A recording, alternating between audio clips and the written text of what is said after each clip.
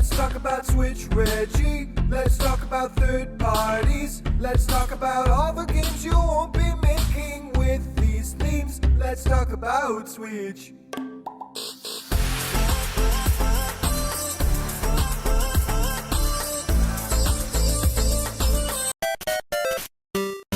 The cat's out of the bag, folks. It's a Switch. Is it a handheld? Is it a home console? Who fucking cares? It's gonna have Mario, it's gonna have Zelda, and all your other favorite guys, all on the one thing. Make sure you're sitting innovatively, because it's these guys at the wheel again, baby, and they're gonna have you waving your arms like a fucking idiot, and, you know, looking out your back door to see how many lives you have left.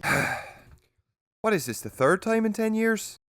So on October 20th, Nintendo revealed their new home console named Switch, less than 4 years after the release of their last home console, Wii. So the way they've made this seem like less of a shitstorm is by making it a home console that you take with you, sorta like a Game Gear, but not like a Game Gear because the games are big like an Xbox. So if either of the previous consoles ask why they're being abandoned, Reggie can just be like, hey, don't worry, we're doing the other one.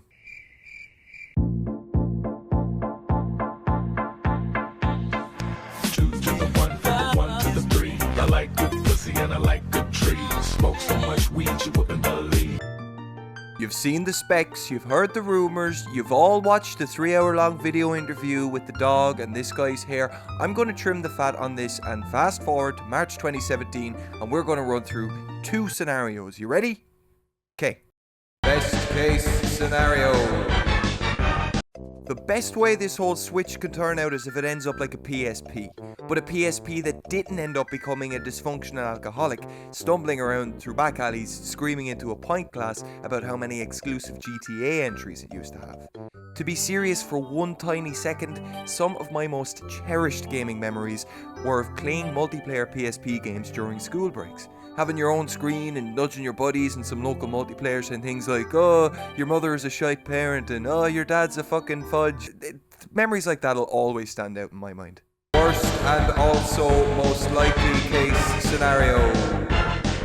The worst case scenario for the Switch is that it turns out like the PSP's kid, the Vita, which was too bulky, too irrelevant, had like 4 games, memory cards, fucking Laserdisc add-on. To be fair, the Switch looks like it's going to be awesome, and I haven't been this excited about a console since the WonderSwan 2.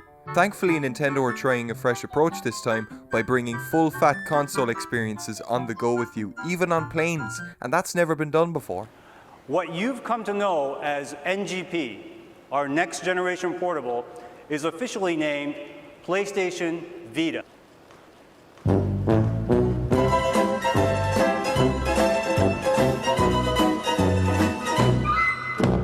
I can't wait to see what happens in the months leading up to the release of the Switch.